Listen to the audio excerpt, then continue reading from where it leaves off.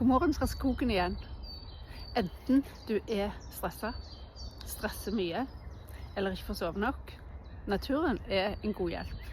Og kom deg ut så fort du kan om morgenen, 2 timer før eller etter soloppgang. Det helt prima. For da får man stimulert de cirkadianske rytmene og nullstille en bedre døgnrytme. Men det andre ting. Trærne utsondrer antikancerceller, og du blir friske av å være ute.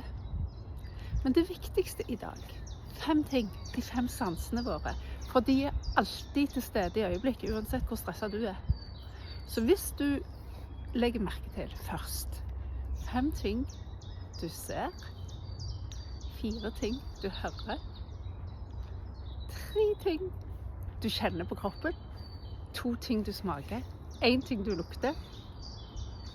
God dag.